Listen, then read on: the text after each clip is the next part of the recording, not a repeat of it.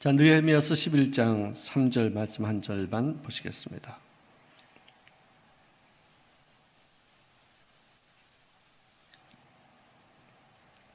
이스라엘과 제사장과 제사장들과 레위 사람들과 느디님 사람들과 솔로몬의 신하들의 자손은 유다 여러 성읍에서 각각 자기 성읍, 자기 기업에 거주하였느니라. 예루살렘에 거주한 그 지방의 지도자들은 이러하니. 참 불편하고 어려운 그 장소에서 거주하기가 너무나도 결정하기 힘들어서 지휘를 뽑아서 그 결정사항을 기록한 내용이 느헤미야서 11장입니다. 물론 자원하는 사람도 있었지만 또 뽑혀서 실은 그 길을 걸은 그런 사람들도 있죠. 세상은 우리 마음대로 되는 게 아닙니다. 정말 우리 마음대로 안 되죠. 의외의 일들이 생기게 되고 도저히 우리가 우리 인간의 힘으로 감당하기 어려운 문제도 복잡합니다. 참 그래서 세상은 재미있는 것 같아요. 어렵기도 하지만 또 그런 게 없으면 무슨 인생을 의미 있게 또 폭넓게 살 수 있겠는가. 인간은 다른 동물과 다르게 어떤 환경에 적응해서 사는 것으로만 끝나지 않고 그를 극복하고 만들어가는 그런 데 재미가 있는 것이죠. 문제가 있을 때 그 문제에 순응하는 것도 좋지만 또 그것을 또 극복해 나가는 모습도 굉장히 아름답다고 생각이 듭니다. 어저께도 제가 말씀드리기를 교회가 그동안에는 고난받는 곳이고 박해받는 것으로 여겼는데 참 다행스럽게도 한국에서 이 경제적으로 어려운 시기에는 교회란 뭐냐? 우리들의 의식을 새롭게 만들어서 복받게 하고 병에서 고침받게 하고 성공적인 삶을 살게 하는 곳이다. 그런 인식이 참 굉장히 강했었어요. 또 사실 그랬고요. 그를 통해서 우리 한국에 엄청난 이런 부흥과 발전과 이 변화를 가져오는 아주 핵심적인 어떤 그런 동기가 되었다 생각이 듭니다. 치유와 성공, 이걸 우리가 prosperity theology, 즉 복음 신학이라고 말해요. 성공 신학이라고 말해요. 성공 신학. 로버트 슐러 목사님도 그런 계통에 있었고, 오랄 로버트 목사님도 마찬가지고, 그리고 주영교 목사님도 성공 신학 쪽에 많이 들어가 계셨고, 지금도 마찬가지고 필요하죠. 정말 그 의식의 새롭게 함으로 인해서 우리들의 인생의 변화가 있었어요. 저도 맨 처음에 교회 와서 제일 크게 은혜 받은 것 중에 하나가 누가복음 15장에 나오는 마다들의 모습, 아버지를 염소 새끼 한 마리 주지 않는 그런 아버지로 여기는 마음, 그리고 남이 잘못했을 때 그것을 비판하고 또 손가락질하고 받아들이지 않는 어떤 그런 마음, 그게 나에게 다 있었어요. 정말 나에게 있었어요. 그 나의 모습이었었어요. 야, 이거 누가복음 15장에 나와 있는 이 탕자는 바깥에 나왔다 들어온 사람이 탕자가 아니라 안에 있으면서도 크게 죄를 짓지 않고서도 명령을 어긴 적이 없는 어떤 사람 속에서도 그야말로 탕자가 될 수 있겠구나 하는 생각을 빠르게 하고서 그다음부터는 하나님은 좋으신 분이시다. 그리고 항상 긍정적인 생각을 하자. 남들에게 좋은 점을 발견하시도록 하자. 어떤 이런 식으로 여기까지 왔어요. 이것도 뭐 다 100점짜리는 아닙니다. 인생살이에서 완벽한 것은 없어요. 다 거기도 또 맥락이 있고 거기도 또 약점이 있고 달라요. 너무 긍정적으로만 생각하면 위기를 못 느낄 때도 있어요. 너무 긍정적으로만 생각하면 어떤 문제점을 발견하지 못할 때도 있어요. 그래서 나중에 더 낭패를 당할 수도 있어요. 그래서 이것이 모든 일이든지 다르요. 우리 의식도 그렇고 우리 생활도 그렇고 모든 면에 있어서 이 밸런스, 균형이 있어야 되고, 복음은 죄에서 구원받는 것이다로만 끝나는 것이 아니라, 병에서 치료받는 것으로만 끝난 것이 아니라 whole man salvation, 전인 구원, 우리 삶 전체를 다 구원받게 하시는 것이다. 이게 바뀌어져야 돼요. 너무 치우치면은 거기에 따른 맥락이 아주 많은 어떤 모습이 있죠. 치우치지 않도록 하는 것. 그래서 한때 우리가 코로나가 발생하기 이전까지도 저도 그런 치우친 점이 있었다는 것을 제가 고백드리는 것입니다. 이 치유와 성공이 복음의 핵심이 되어서 십자가 또는 이 부활에 대한 의식이 거의 없었어요. 십자가를 지기 싫어했었어요. 왜 내가 그 십자가를 담당해야 돼? 난 복받아야 돼. 난 성공해야 돼. 나는 그 아픔을 내가 견딜 수 없어. 난 잘 돼야 돼. 아마 순복음교회 목사님 중에서는 저는 그래도 그나마 십자가를 많이 강조한 편이에요. 그러니까 십자가에 대해서 어떤 것이냐면은 예수님이 지은 십자가뿐만 아니라 내가 지어야 될 십자가에 대해서 우리가 많이 얘기를 한 편에서 저는요, 그나마.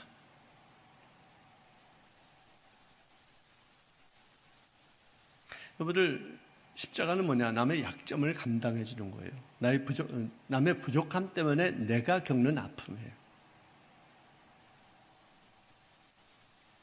아니, 하나님이 뭐가 부족해서 우리 부족한 죄인들, 인간들 때문에 고난을 받으셨는가? 그게 십자가예요.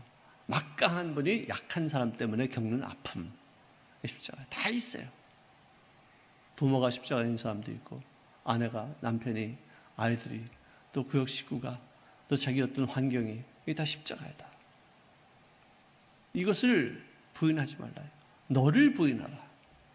그리고 주를 따를 때는 십자가를 져야지만 참된 제자가 라고 주님께서 강하게 말씀하셨어요. 남의 약점을 감당하라. 여러분들 어떤 구역 모임에서 우리 서로의 약점을 서로 충분히 공유하고 고백하고 약점을 위해서 기도하는 시간들을 갖도록 합시다. 앞으로도 계속 그 약점을 보완하는 어떤 그런 중보기도를 하도록 합시다. 우리 서로의 약점을 좀 말해 보십시다. 그래서 어떤 한 집사님이 여러분이 몰라서 그렇지 나는 아직 술, 담배를 못 끊었습니다. 두 번째 집사님이 또 고백합니다. 저희 부부는 다정한 것 같이 보이지만 실상 밤낮 싸워요. 약점을 이제 하나씩 다 말하는 거예요. 또 세 번째 구역 식구가 나는 혼자 있으면은 인터넷을 보다가 못 볼 것까지 꼭 보게 됩니다. 그게 제 약점입니다. 기도 좀 해주십시오. 네 번째 구역은 가만히 있어. 말을 안 해. 아니, 다들 말했는데 왜 이렇게 조용하냐고. 가만히 있어. 말을 안 해. 막 다고치니까 고백하기를 저희 약점은 다른 사람들의 허물이나 약점을 듣고 나서는 입을 다물지 못하고 막 불고 다니는 거. 그게 제 약점입니다. 이제 큰일 난 거야. 이 구역 식구들 이제 큰일 난 거야. 이제 다 이제 소문 다 이제 났어요. 약점이라는 거예요. 참 진짜 이 사람들은 한두 개씩 장단점이 다 있어요. 그래서 우리가 공동체가 되어져서 서로를 보완하라는 뜻이지. 그래서 비판하고 비난하라는 뜻은 아니거든요. 다 있어요. 보완해야 돼요. 자, 근데 저도 이렇게 가만히 보면은 대부분의 한 사람들의 약점은 그가 가장 잘한다고 생각하는 그 일에서 나타나요. 그래서 우리 말에도 원숭이도 나무에서 떨어질 일이 있다. 나무를 잘 타기 때문에 떨어지는 경우가 있는 거예요. 나무를 못하면 아예 떨어지지도 않아. 밤낮 기어만 다니는데 뭐 떨어질 이유가 뭐 있어. 나무를 잘 타기 때문에 떨어질 수 있다는 거예요. 그러니까 나의 약점은 나의 강점이 약점이 돼요. 근데 반면에 그리스도 안에서는 나의 약점이 예수님 앞에 나아가면 그게 강점이 되는 거예요. 남의 약점을 내가 말하면 그것을 비난이라고 말해요. 또 하나님 앞에 나의 약점이 드러나기 시작하면 그것은 징계가 될 수 있고 하나님 앞에 책망을 받을 수 있는 기회가 되어져요. 남들에게 나타나는 게 아니라 하나님께서 그것을 드러내기 시작하면 그렇게 되는 거예요. 그렇지만 내가 하나님 앞에 나의 약점을 고백하면 그것이 회개가 되어지고 그것 때문에 하나님의 강점을 얻게 되는 거예요. 만일 우리가 우리 죄를 자백하면 그는 미쁘시고 의로우시사 우리의 모든 죄를 사하시고 우리의 모든 불의에서 깨끗하게 하실 것이다. 조건이죠. 그분 앞에 고백하는 거예요. 남들 앞에 내 약점 말할 필요 없어요. 그래봤자 돌고 돌고 이상하게 됐어 와요. 내 약점은, 나의 부족한 점, 나의 죄는 하나님 앞에 고해야지. 사람들한테, 물론 야고보서에 보니까 병 낫기를 위해서 기도할 때 뭐 서로의 어떤 죄를 고하라. 내가 너한테 미안했다. 뭐 이런 것으로 상대방의 어떤 그 연관성이 있는 사람들한테는 좋을지 몰라도, 뭐 어느 교회에서는 지금도 그래요. 많은 회중 앞에서 자기 약점, 자기 어떤 과거의 어떤 치부, 잘못된 점들을 다 공개해버려요. 그래서 내가 그 교회는 유명 인사는 못 나가겠구나. 그런 생각을 했어요. 약점이 있지만, 다 단점이 있지만, 하나님 앞에서 그분과의 나의 문제이지 내가 남들에게 이것을 노출할 이유가 어디 있겠어요. 그게 참 안 좋아. 서로 지켜줄 건 지켜줘야 돼요. 이번 무슨 어려움이 있겠지. 사람 나름대로 어떤 약점이 있겠지. 사람에게 부족한 점이 있겠지. 그것은 기도해주고. 근데 그것을 정확하게 이렇게 알아서 그 사람을 볼 때마다 그걸 생각하게 하고 볼 때마다 그걸 비판하게 만들어서 또 그 소문이 안 좋아서 그게 드는 게 아니죠.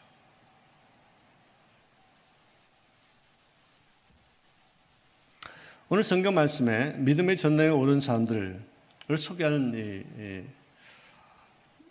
이 명단들이 여기 쫙 나와 있는데, 히브리서에는 11장에 조롱받고 매질당하고 체포되고 투옥당하고 채찍질당하고 손해보고 심지어 순교한 사람들, 그런 사람들에 대해서 이렇게 쭉 나와 있어요. 오늘 이 느헤미야서 11장은 나는 예수 믿고서 불평을 얼마나 견뎌냈는가. 불평이 아니고 불편함을. 그렇죠? 나는 하나님 나라 때문에 손해를 얼마나 많이 보았는가. 주님의 몸된 교회를 든든히 세우기 위해서 내가 얼마만큼 양보했는가. 불편을 내가 감당했다고 자원해 본 적은 있는가. 내 곁에 있는 그런 어린 영혼들을 섬기기 위해서 내가 고통을 스스로 이 십자가를 짊어진 적이 있는가. 이런 것을 한번 살펴볼 수 있는 어떤 그런 기회도 되지 않겠는가. 이 본문 말씀은 11장, 느헤미야 11장은 예루살렘 성에서 사는 그 불편함과 그 고통을 떠맡은 사람들이, 그리고 쓰레기 더미 같은 그런 이 예루살렘의 현재의 상황을 끌어안고서 또 그리고 적의 공격이 있을지도 모른다는 어떤 사실 앞에서도 그를 온몸으로 막아서겠다고 하는 사람들의 어떤 내용들이 나와 있는 거예요. 좋은 것은 우리가 삼키고 나쁜 것은 뱉는 게 우리 인생의 본능 아니겠어요? 교회가 어려울 때, 힘들 때 서로 힘을 연합하고 뜻을 한데 모아서 이 교회를 다시 한번 회복해야 되겠다. 이 교회는 절대로 잘못되면 안 된다. 어떤 이런 책임의식들이 다 있어야 돼요. 우리가 얼마나 많은 은혜를 받았어요. 정말 여태까지 살아온 그 자체가 은혜 위에 은혜였고 하나님의 사랑과 절대 우리를 보호하심과 저 은혜, 진짜 나는 어떻게 뭐 말을 감당할 수 없는 오직 은혜로다. 내가 이런 공로 아무것도 없어요. 전혀 없어요.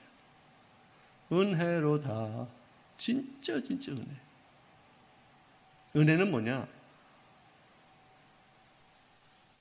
나의 잘못된 부분을 뻔히 알고도 나에게 꽂혀서 좋은 점만 보고 끝까지 보호하고 사랑하는 것. 이게 은혜예요. 하나님이 나한테 꽂히셨어요. 나에게 약점이 있고 단점이 다 있어도 다 알아도 그게 아니라 어떤 한 점 때문에 너무 소중히 여기는 거예요. 너무 귀히 여기는 거예요. 다 마찬가지예요, 여러분들 다. 은혜. 이게 은혜예요.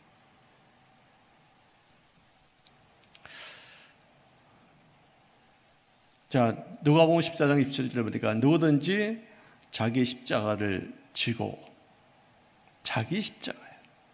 나를 따르지 않는 자도 내가 능히 내 제자가 되지 못하리라. 아까 내가 히브리서 11장에 대한 얘기를 했는데요. 거기 35절부터 보니까 여자들은, 심지어 여자들은 자기의 죽은 자들을 부활로 받아들이기도 하며, 또 어떤 이들은 더 좋은 부활을 얻고자 하여 심한 고문을 받되 구차히 풀려나기를 원하지 아니하였으며. 말이 되는 얘기예요. 또 어떤 이들은 조롱을 받고 채찍질 뿐만 아니라 결박을 당하고 또 옥에 갇히는 시련도 받았으며, 돌로 치는 것과 톱으로 켜는 것과 시험과 칼로도 죽임을 당하고 양과 염소의 가죽을 입고 유리하며 궁핍과 환난과 학대를 받았으니 이런 사람은 세상에 감당하지 못하느니라.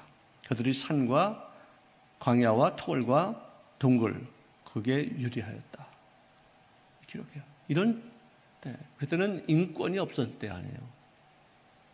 인간을 마음대로 학대하고 죽이고 사자굴에 집어넣고 그리고 막 서로 죽이는 것을 갖다가 관정들을 보고서 즐기하면서 박수치던 그런 시대였었어요. 그래서 카타콤에들 들어가서 거기서 살잖아요. 어떤 분은 그런 말을 합니다. 카타콤에 굴고 살 바에는 뛰어나가서 순교하지. 여러분들 그렇게 소리 이렇게 생각할 게 아니에요. 죽음이라는 게 얼마나 무서운 건데요. 어쩔 수 없이 당하면 죽어야 되겠지만 할 수 있는 한 피하고 싶어하는 마음이 인간이에요. 특히 연세가 드실 때는 항상 하는 말이죠. 나 같은 건 이제 빨리 죽어야 돼. 얼마 안 남았잖아. 빨리 가야 돼. 나 하늘나라. 암만 그 말을 해도 그 마음속 본심은 살고 싶은 마음이 있어요.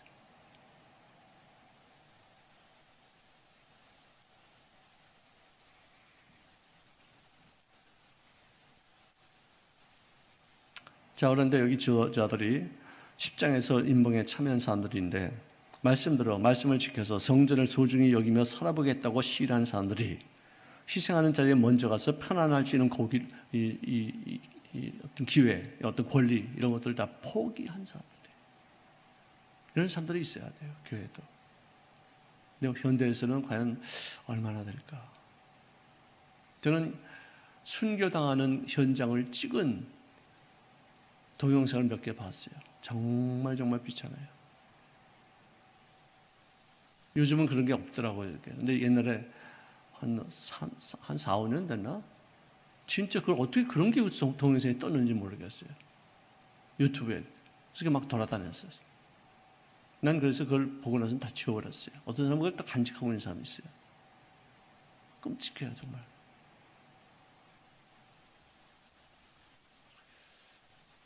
우리 시대는 그야말로 인권을 소중히 여기는 시대이기 때문에 이런 일까지는 일어나지 않을지 몰라도 그래도 어떨 때는 모욕당할 때도 있고 창피당할 때도 있잖아요. 공개적으로 사람들에게 공격받을 때도 있잖아요. 이런 것들까지도 우리가 이런 부류에 넣어서 잘 견디자. 이런 뜻입니다. 자, 우리 여기까지 공부하고요. 또 이제 우리 함께 오늘 말씀을 생각하면서 우리의 약점이 하나님 앞에 강점이 되기 위해서 우리 또 강점이 또 잘못하면 이것이 나에게 가장 치명적인 약점이 될 수 있다는 사실을 인식하고 예수 믿는 사람답게 그리스도의 제자다운 모습으로 우리 생각의 폭을 넓히고 포용하고 이해하고 또 받아들일 수 있을 만큼의 여지를 충분히 갖출 수 있는 우리가 되기 위해서 함께 동서로 기도하는 시간을 갖도록 하겠습니다.